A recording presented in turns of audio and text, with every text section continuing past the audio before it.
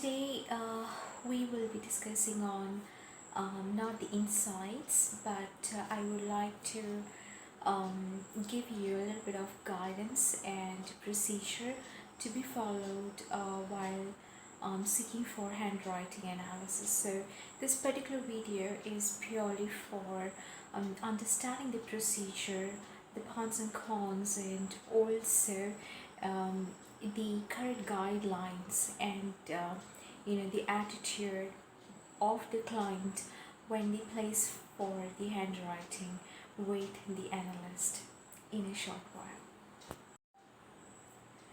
Welcome back, and please do like, share, comment and subscribe my channel, and check the description box below for all the discussion be placed in the description of this channel. Okay. Well, we just talk about handwriting analysis. Firstly, I like to tell you the birth of handwriting analysis, the graphology, in the term of graphology, its birth, where is its origin come from, and why it is being used, for what purpose it is being used. So I'm from the country of India, where graphology is being not be not accepted as a conventional methodology. Yes, of course, it is not scientifically 100% correct. However, there are its facts and relevance, what you can see in your life and how you feel and how you interpret it. So let's just start beginning from the origination of graphology. So as I was I'm from the background of psychology, so a bit of introduction before we begin. Well, my background, my discipline, my academical discipline have been MA in clinical psychology. So I did my post-graduation in clinical, and while doing my bachelor studies, I have seen there is a one particular branch of studies which is purely dedicated, focused on industry and organization. So we do have organizational behavior practice and industrial psychology, wherein graphology comes into the picture. It's one of the branch of IO psychology, which is industry and organizational psychology, and which is purely used in the Department of Human Resources. Now, that is the origination, and it is widely being used in the advanced countries like Germany, Netherlands, where there's a high industry area and where the professionals to be evaluated in different parameters altogether. Also, it is being considered as a better understanding about their personality in analysis or in assessment for certain job tasks, certain job positions, like the position of a cruise members, or army officers, or a policeman, or or people who can take a high risk area. We understand, or it has been used in the human resource practices, the one of the finest element of graphology while taking the selection of the candidate. It is to evaluate the candidate's positioning and the capability, intelligence, also the behavior elements, and how finally the candidate can be best fitted or suited into a particular job tasks. Well, as the industry advances, there are different methodologies of assessment being taken place, like psychometric assessment, body languages, or assessing them through the video cams, and most of the time it's of IQ, EQ levels and things like that. But graphology is also being practiced or administered during the job evaluation or selection procedure. However, nobody is revealed it out, or perhaps who know how to do it would be the high grade of managers who don't explicitly talk about it. The reason, because it is 100 not scientifically proven. However, it is a practice which helped them, not the others. Or you cannot educate everyone to become a graphologist, and it is a small time study. It is a quick analysis. It is not a notion of like writing down a novel about it or starting a tutor of it. It is just a skill set and a hidden gift or analytical mind of the reader, how well he can gauge you or read your personality. Also, the depiction being used for forensic psychology to detect about crimes, criminal behavior,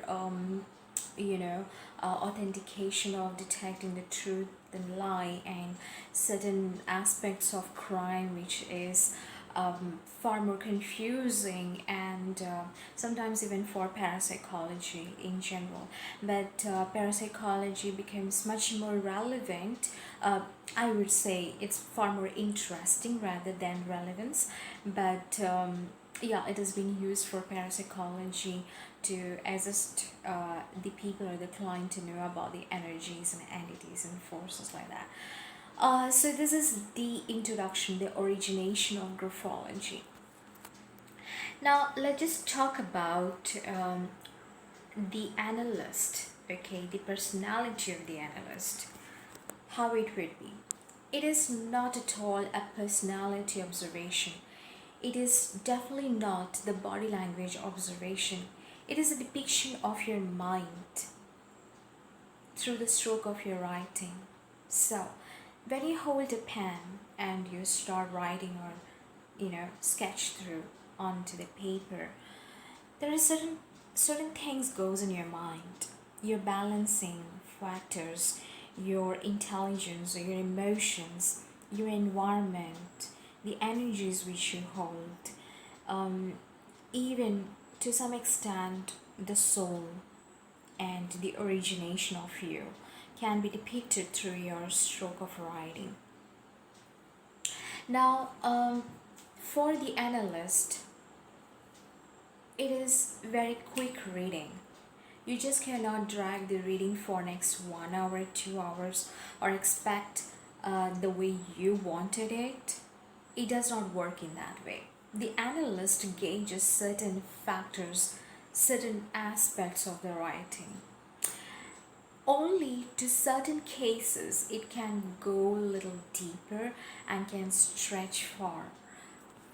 Only few cases wherein you have a complication and the analyst observe through your body or through your face language and can depict the same through the reading.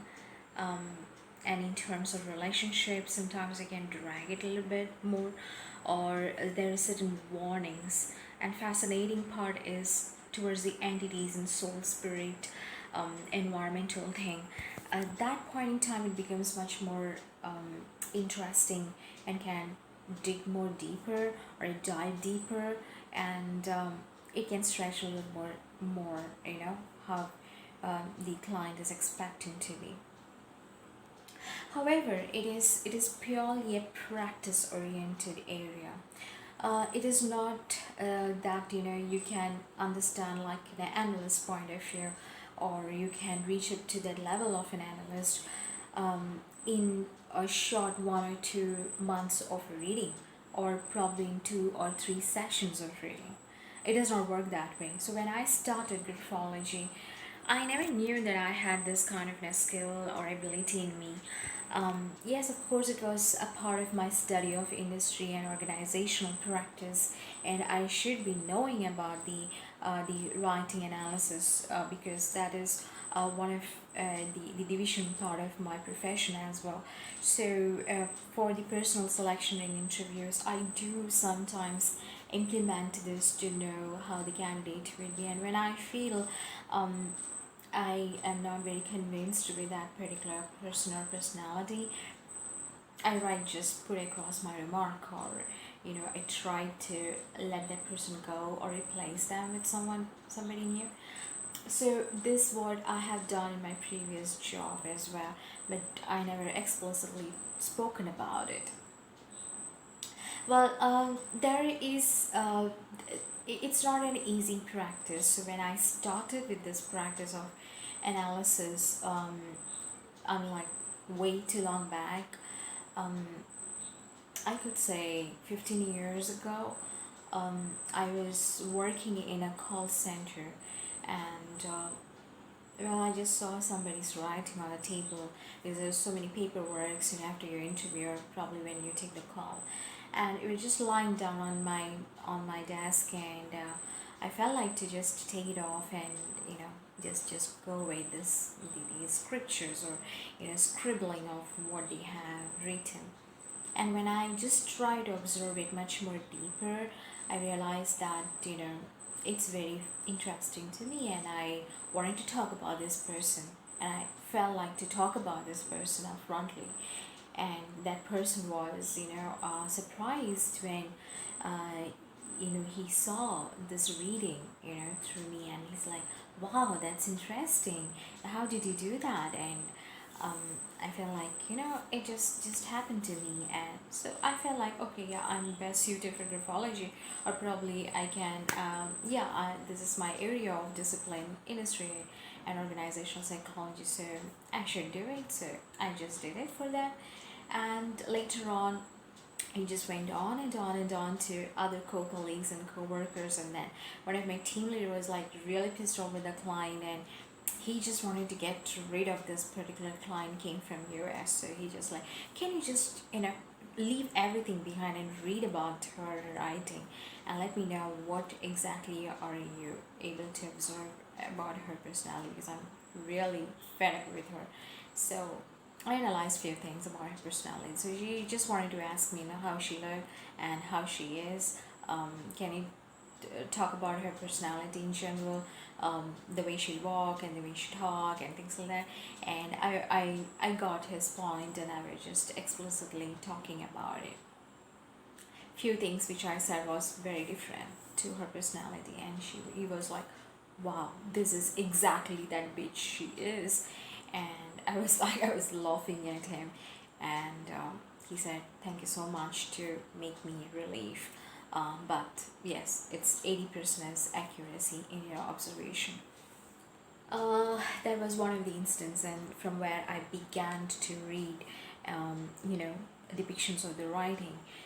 And the interest began when I was pregnant with a baby, and after the delivery, I was sleeping with my child, not pregnancy, like post the pregnancy.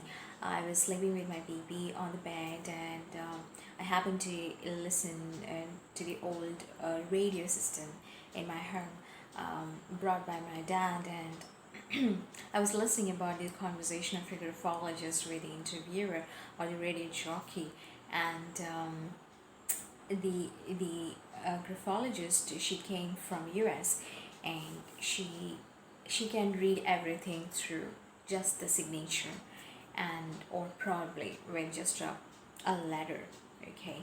And that was really interesting to me. I was just listening to it, and I felt like, wow, how she can do that. But most importantly, what I felt is, more than her skill is the way she presented herself. She was someone with a clear, with a clarity in her speech, with the clear, precise understanding about what she is reading, why she is depicting it, and how well she is depicting the personality. So all I have to say, it's the personality of the analyst also plays a major role in here. And if the personality of the analyst is to help you, guide you, analyze you, observe through your reading, and say something is important to you, please take it in a positive realm. There is nothing to say that I'm gonna make money out of it, or I'm gonna have fame out of it. No, you cannot. There are often many times, some of the reading I feel like really blurred, and I just don't feel interest of reading about it. Only few cases or few writing really fascinate me and really help me to bring that interest on in me and say that I wanted to dig it more deeper and I wanted to analyze about it more deeper. And so also plays part if your writing is beautiful, right? So even if your writing is really very crap, it doesn't really matter. Most important is the person in your mind, and the reason why you're doing this depiction is to help that person and nothing to relate with you personally or to take anything personally. That is one of the part of the analysis. And the second instance of my experience were been really very weird.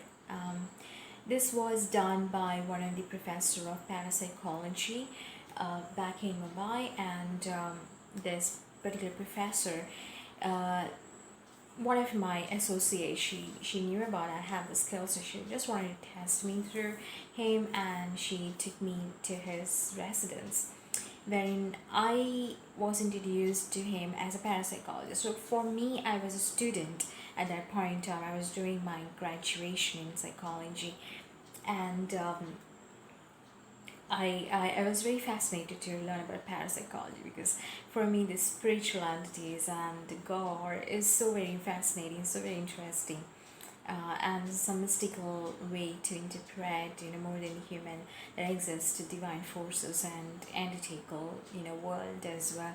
We should be introspective. We should be sometimes we can knock the door and open it and understand, hey, you can introduce yourself in there, but the thing is you cannot disturb it if they are not in a good mood. So uh, I happened to be introduced to him, and I really respected the gentleman. It was like a real good personality, and he was onto his late 60s or something like that, very elderly person, but with a great height of knowledge.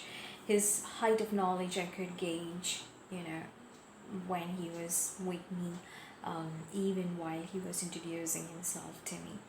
The perfect way of person who can introduce to me. And he said he brought me a book of parapsychology. It was like really fascinating to the beats.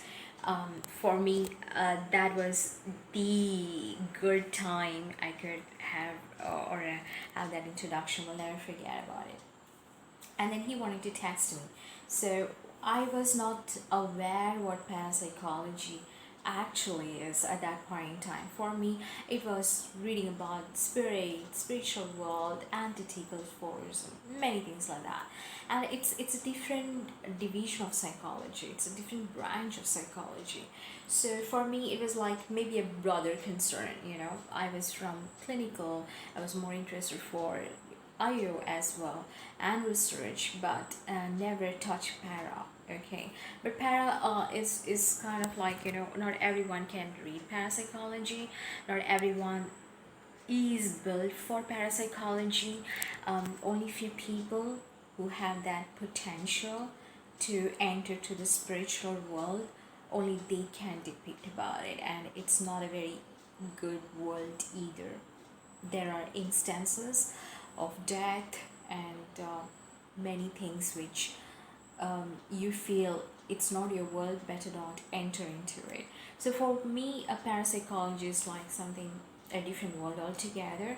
Very interesting, very fascinating when you hear, when you listen to it, but let's not practice it because it has its own repulse effect on you, and you're playing with life and death in there, knowingly or unknowingly. But clinical psychology is nothing like that. Clinical psychology is more about observation of your mental, emotional, behavioral, attitudinal, environmental, the way you are bringing up your lifespan studies and everything like that. So it's way too more like a motherly for me, and industrial psychology is more like a daddy figure.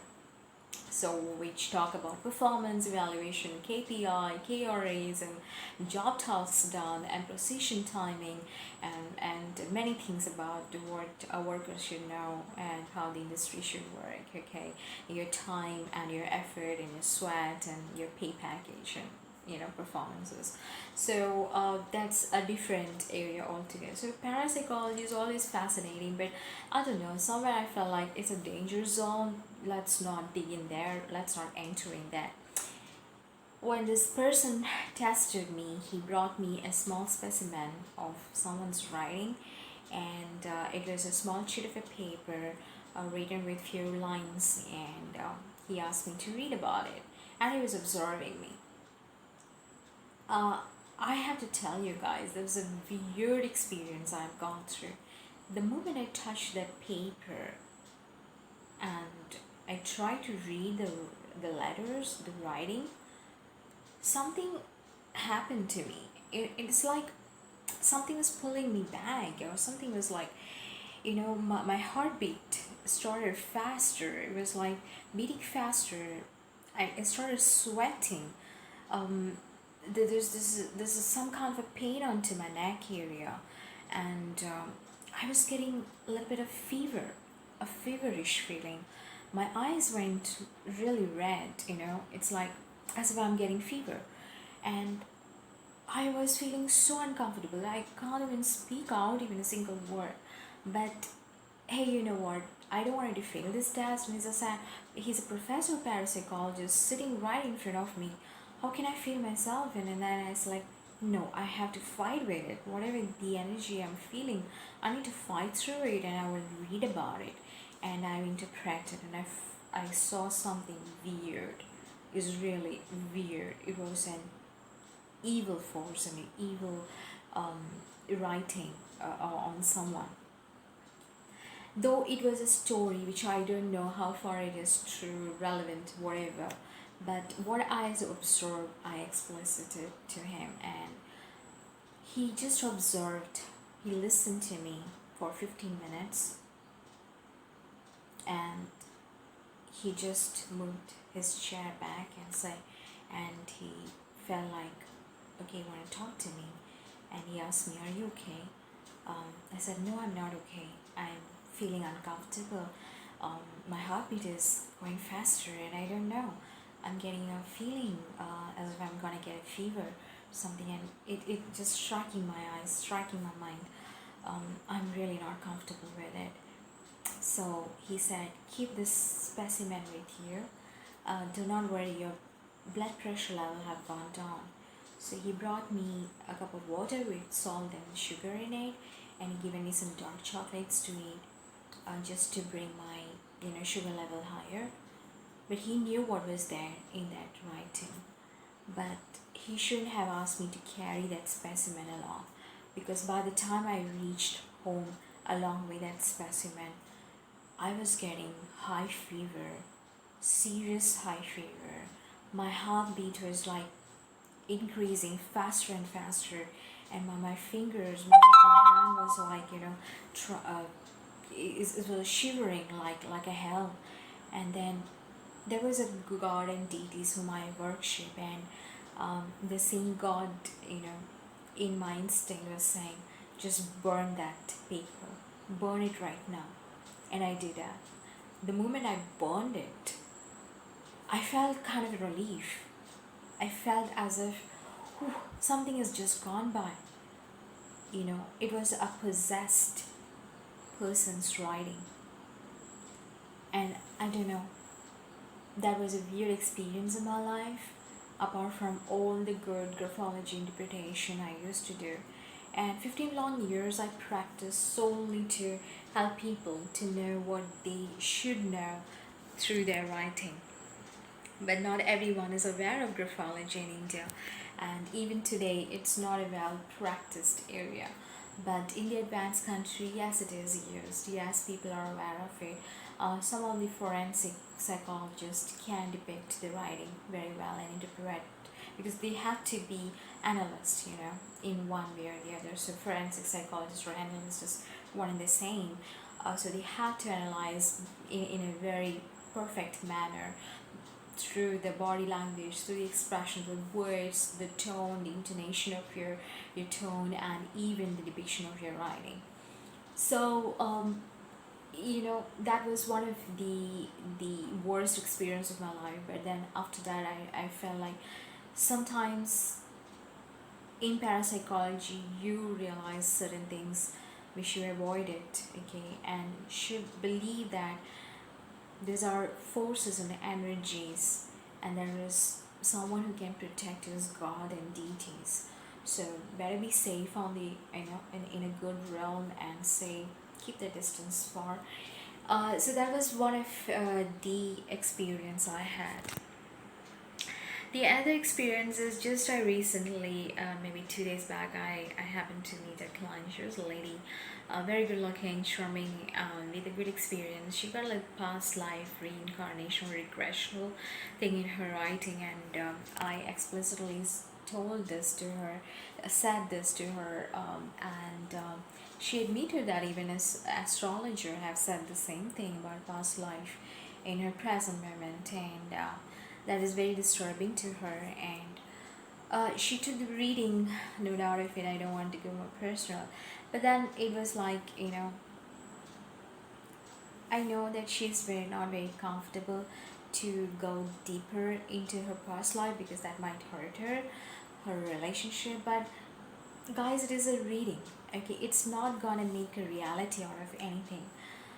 From the reader's, from the client's perspective, all I have to say, take the reading in a good note always. Yes, of course, don't bring a built up notions when you're placing a handwriting analysis with an analyst. You should take the reading what the analyst observes through throughout the time, and what is the tips he's trying to tell you, how he's using the language, how well is the presentation being placed, and what are the terms and languages the analyst is using, so that you understand it. Because many times it becomes very uncomfortable for me to explicit in the regional language what I see.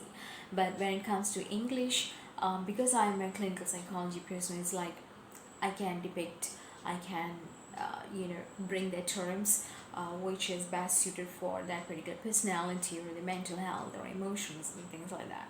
So it becomes much more expressive for me than using the other regional languages, which is like I compel myself to speak about it, okay, but it does not look expressive, it does not look flowy for me, not for everyone else. But I can do that in the language of Hindi, Malayalam, and English. So those are the three languages which I can use to interpret your analysis.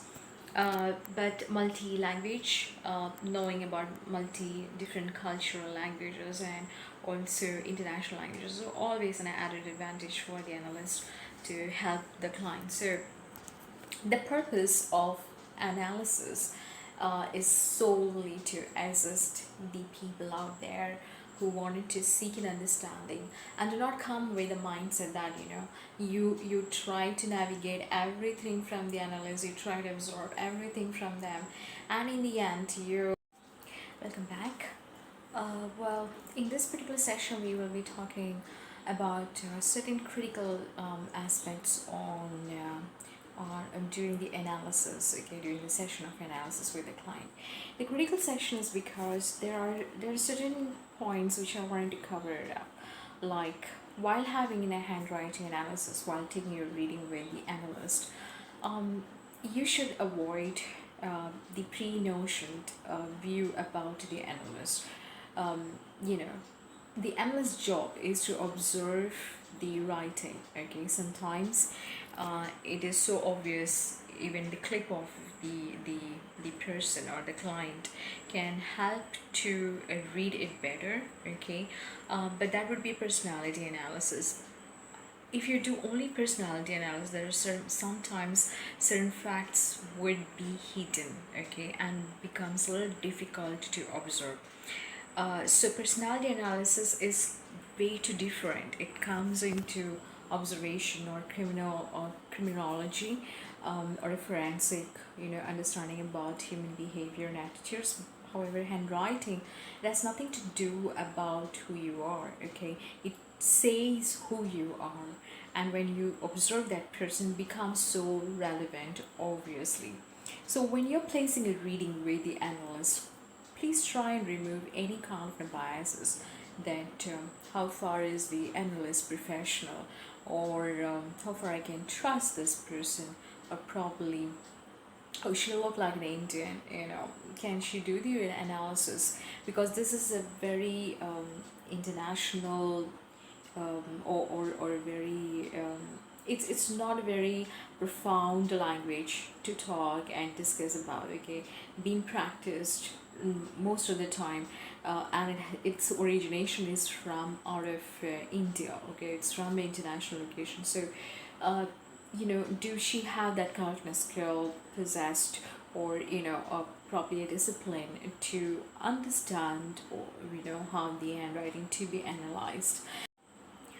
Let's furthermore talk about the second point, that is biased.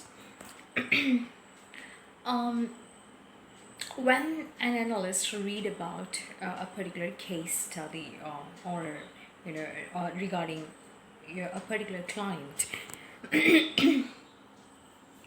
the far most important thing what the analysts have to keep in mind is to remove any kind of relationship biases, any kind of gender bias or language bias or a nationality. It is purely based on the discipline. The handwriting analysis is a part of a psychological discipline. So an analyst language, its knowledge, discipline, everything comes into the picture when you analyze somebody's handwriting. It has no preconceived bias in the mind that I'm gonna talk everything lie to make him terrified, or to bring that reality in picture what my mind is saying. To some extent it is a clairvoyance, okay, it is to a greater aspect. Most of the analysis is a kind of a clairvoyance, right? So it's kind of a visionary thing comes in your mind, and that's what you explicitly say. So a biased or a preconceived notion can also be replicated from what is going in the mind of the analyst, or with the relationship pattern of the analyst in their own world as well. So it's very very important to fix up a timing, because during this perfect time slot what the analyst is providing to a particular client, she can remove any kind of influence from the environment or personal dilemmas or personal issues, and resolve those personal issues, come out from the personal life, and sit only purely for the handwriting analysis, okay. So no kind of an influence should develop the reading which may not be correct, or considered as biased or considered as influential, okay. So analyst timing, analyst comfortness is very very important. So when an analyst say I want to give you the slot and on this particular time, or I will get back to you on this particular time, or I may be busy, please understand, you cannot wake the analyst in the middle of the night and just like, I want to do the reading done, or you don't even give a consideration of the analyst's health and or a well settled mind, and push them to do the reading. So on most of the occasions those kind of influences and force from the analyst environment can also implicate or have an impact or implicit overview while doing the reading. Most of the time the analyst skill comes into the picture. However, there will be 10 to 20% of the influence if it is not in the correct time window, okay. Those influence can also be a barrier, can also bring an error factor in the reading. So you need to understand all those parameters and take the consideration of the reading with the profound understanding of where the analyst is standing in their world, and understand their comfortness, and and expect the reply. Okay, so when the analyst is prepared to do the reading, they are removing all that personal world outside and consider the reading up front. Okay, then that becomes absolutely perfect reading. Another thing which I wanted to bring you in very much is a consent letter. The consent letter is in the clinical, we say we have to always knock the door before we enter into somebody's world. The lay language or the layman language or the normal routine world does not give importance to asking the permission of the other person. Should I investigate your world? And why? Because people will not like it. Okay, you're entering to my world. Hey, you, who you are, right? But when you're taking a reading, the first is the formal letter should be signed and read properly, because you are building up a platform for not just for you, your concern, but also for the other, for the global perspective. Okay, so not just one person, but there are a million other people can also get that education, get influence, and come forward to take the reading. That is most important thing. Second most important thing is the consent letter allow both the party to come into the decor to discuss about the personal world. Okay, and also verbal consent. So before the start of the session, I will be asking you the same consent what I have forwarded to you by mail, the same thing which I'm gonna be explicitly asking you to check your comfortness from the visual imprint on the screen and from the personality itself. So this kind of formal notions will help both the people to sit in a professional way to discuss far more deeper and depict more clearly about their handwriting. And you have to believe that analyst's job is to observe. So many things becomes new, many things are opened up, many things becomes very very clear for the analyst, and you just cannot put the entire blame on the analyst and can say like, if it is a negative reading, it is a negative reading. If I would feel something, if I could see something, that's what I'm going to be saying to you onto your face, right? So you should be well prepared to accept what is observed in the writing rather than blaming onto the analyst that you know what, you're being negative to me and I don't believe in this reading. So I would say those people who are not well planned, well informed, do not book the reading with me. Alright, so this particular video is specifically to educate you what happens with the handwriting analysis, what happens when you're sitting for the session with the analyst. Alright, so it is not just a reading, it's also our discipline, it's also our skill, it's our experiences, it's about the world we know, it's about the studies we go through. Most important, it is the clairvoyance, what we are bound to see, that's what we explicitly observing through your reading and we are telling to you. And do we gain anything by hurting you? Not at all. Our main objective is to tell you why we are seeing certain things and to confirm with you. So the conformity is the most important thing with when we are placing the reading. So most of the time we will confirm with you, is that true? What we are investigating, what we are seeing, is that true?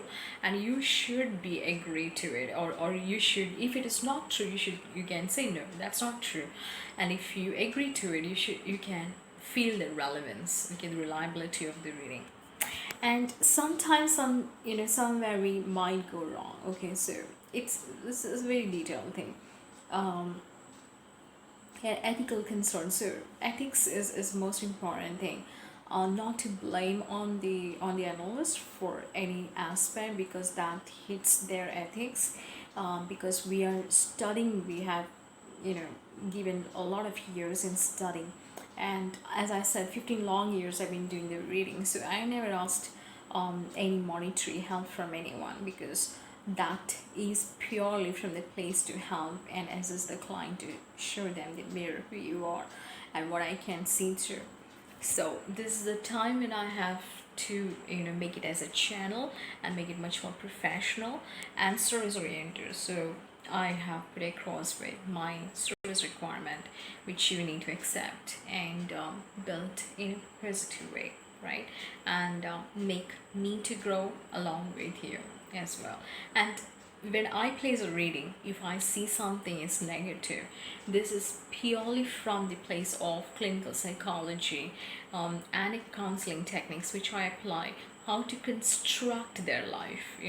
If there is a certain type of a parameters which I see which is so negative, so a kind of like in a whole system, kind of like something destructive, I would suggest to you how you can construct your life. Okay, so in terms of there is a relationship problems or issues, I would know, with your personality, with your handwriting, how I can structure your life and your pattern of, your relationship as well. So those both the things can be covered. So you can expect from me the help, constructive feedback, and constructive way to deal with your world. However, the handwriting will show you what it is. Okay, it can always change if you change your thinking, if you change your environment, if you change your behavior. So that can be seen in your handwriting as well. This is a few things which I wanted to share. And while having the reading, try to maintain your peace, calm, composure, listen clearly, and understand, and also have not very speculative mindset, but a mind to know about you. Okay, so then that makes the analyst more comfortable to explore your world. So if you become more skeptical, more or more judgmental, it somewhere becomes obstacle in the reading. Okay, and maybe possible the analyst may not be comfortable with you any further, right? So they will try to wind up the reading then and there. So I want you to understand all these factors, because it is a study from clinical psychology and is always used to help people to diagnose them or to show them how their world is, to investigate more about their world and the personality. And from a clinical point of view, we can always construct you. However, your handwriting can be changed only through you, and always remember that. Okay, so that's all the tips which I wanted to share with you. Until the next session in the graphology, with me, Sharon Dane. Thank you.